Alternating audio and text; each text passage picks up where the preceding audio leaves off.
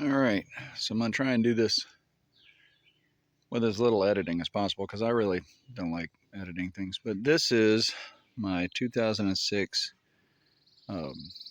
F250 Super Duty Powerstroke. It's got the 6.0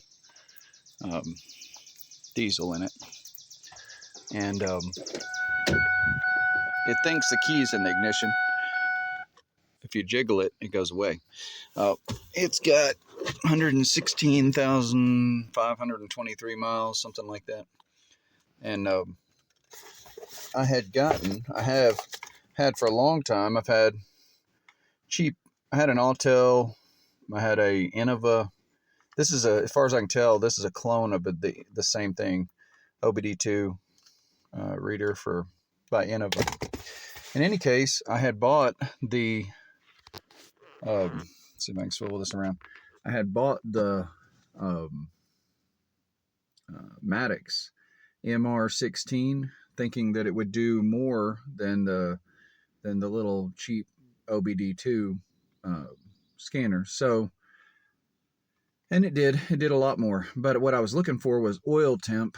I wanted oil temp, transmission temp, and coolant temp, so I could check and see if my oil cooler was clogged, or however that is. There's a spread. You're looking for a certain amount of degrees or less. And in any case, it didn't do what I wanted, and it didn't have all the settings that I wanted, and I couldn't find a way to write a letter to Maddox or Harbor Freight and ask for it. So, because it could have been a software update, you know, and it may very well change in the past.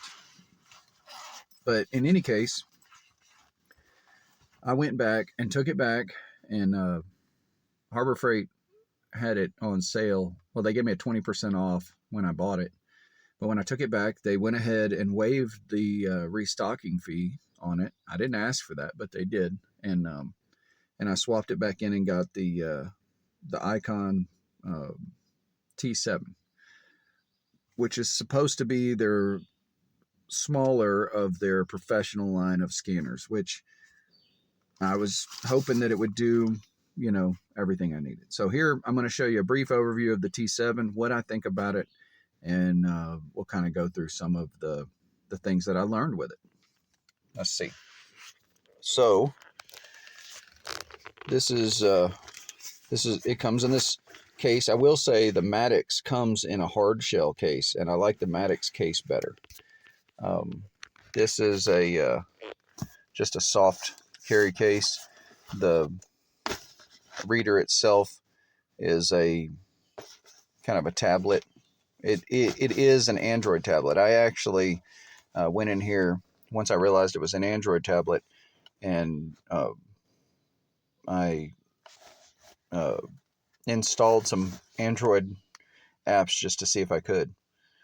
And you can, and it's really handy because you can pull up your whatever. Like I use the Lightning web browser on my Android phones and my Android tablets, and because it's real fast and kind of minimal. And I installed it on this, and I can pull up any website I want, even YouTube. It has a speaker, and so you could watch a tutorial and everything while you're sitting there. Now it automatically opens the diagnostics app, but you can hit home and you can see that's the diagnostic app right there. But you can install anything you want. So I installed F-Droid, which is a free software repository.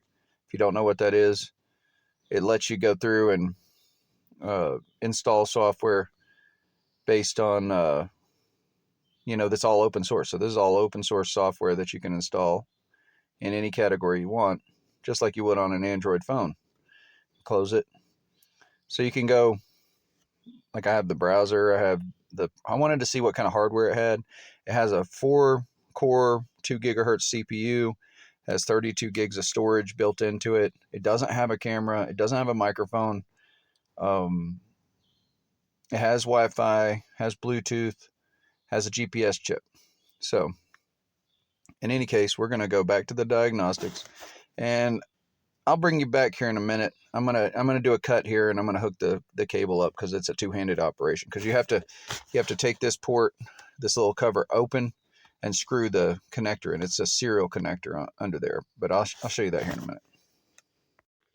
All right, so this is just a 15-pin serial connector with 2 screw-in tabs. It's probably much longer lived than any USB-C or anything like that connector, so it's better.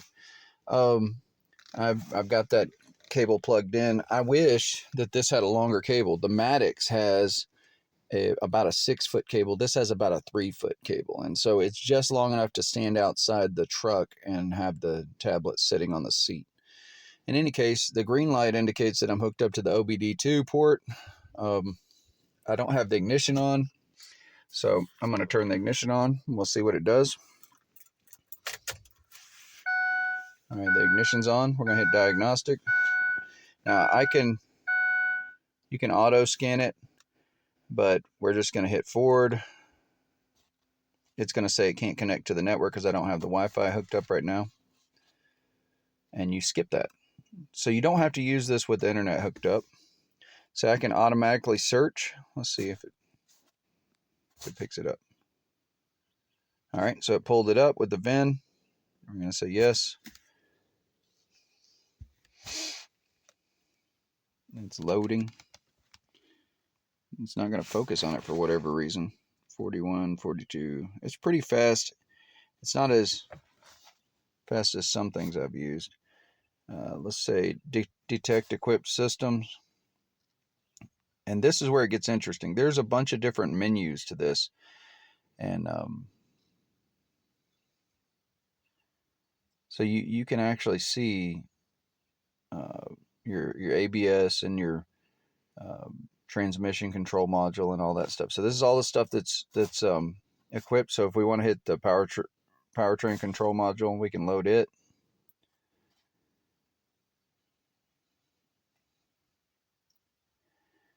And it takes a second. So it's actually still connected to my Wi-Fi here, and I'm probably about 60 or 80 feet from the house. So we can say read trouble codes. So let's do that, and so we can do injector electrical self test. So watch this. Let's see if you can hear it.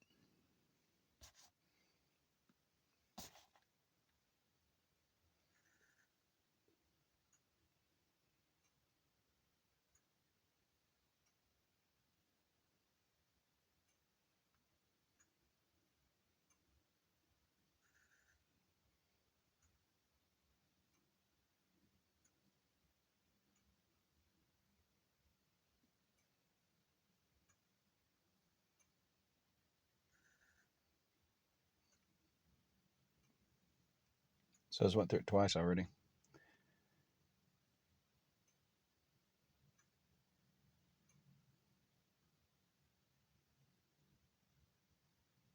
So I went through it 3 times. Now here's my codes. So I don't know about the cylinder 5 contribution balance. It may be an injector issue.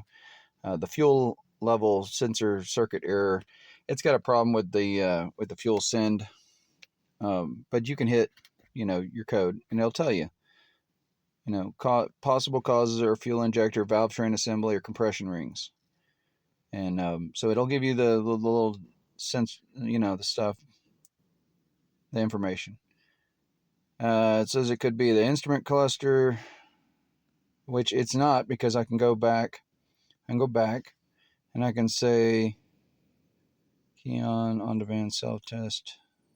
No, you can go back to the instrument cluster and test that too. But let's just see the data stream real quick. I want to show you something cool. So this is what I wanted out of the Maddox that I didn't get. I wanted to come down here to say I have no misfires. This should be while it's running, but we'll crank it up here in a minute. So I wanted to be able to say engine coolant temperature, which is right there. And then I wanted to go down here and say engine oil temperature. And then I want to hit combine.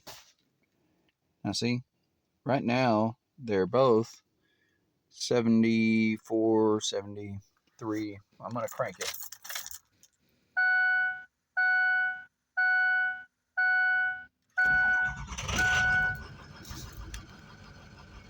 And we'll see that change here in a minute. It'll change slow because this thing takes a little while to warm up.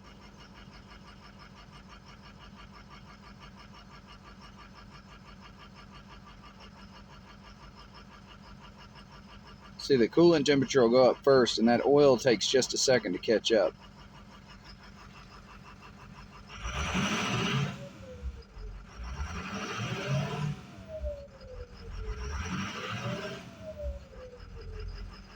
But I did this on a 40-mile ride all the way down and back, and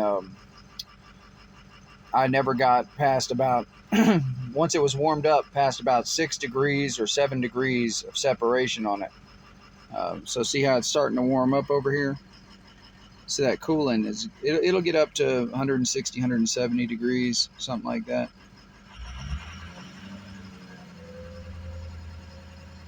So I'm holding at about 1200 RPM. You can also see your voltage over here in the corner. Watch when I let off.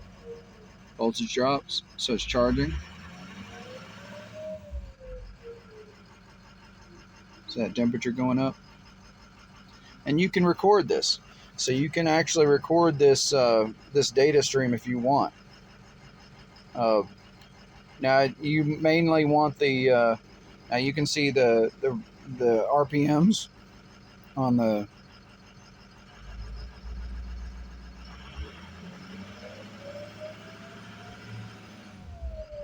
you can go through here and see all kinds of stuff, and you can actually graph that. You can just pull up a small graph of the RPM. So see that, that's the RPM.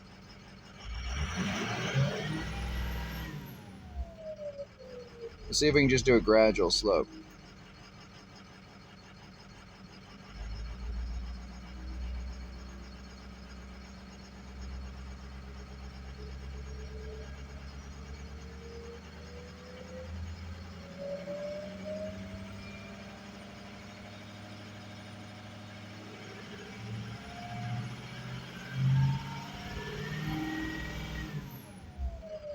There you go.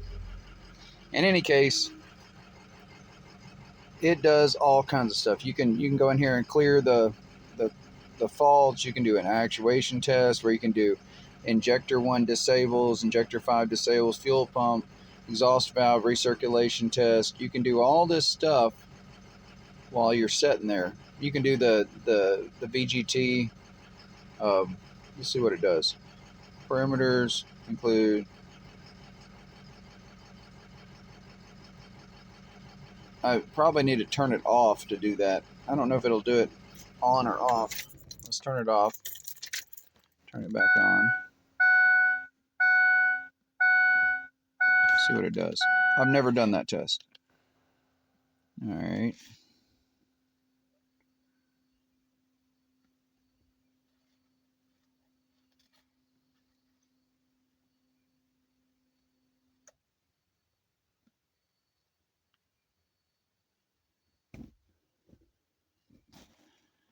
Can I do a data stream on it?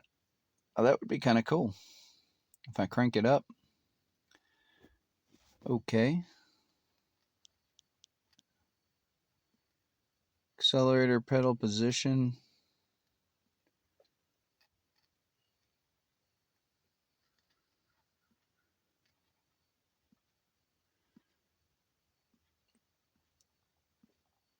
In any case, it's giving me the rest of the data stream here. So I can test all that. Anyway, it does a lot more than the Maddox does. It does a lot more than the little, your basic OBD2 code scanner. It reads a lot more codes. It read codes that my scanner never saw. It read stuff about, well, it read that balance issue with cylinder number 5, which I've got to figure out. It's probably a dirty injector. But in any case, I recommend take it inside, put it on, hook it to your Wi-Fi, update everything, because you get a year subscription with this, and then just keep it up to date the whole time you've got it. I updated all the vehicles, even though I only have Fords and Toyotas and Chevys. I went ahead and updated all the vehicle codes so that I can work with any of it. But So far, the T7 is an excellent tool, and I'm looking forward to finding out more about it. It's a lot to learn, and I'll try and do a 1 or 3 month update. So y'all have a nice day. Have a good week.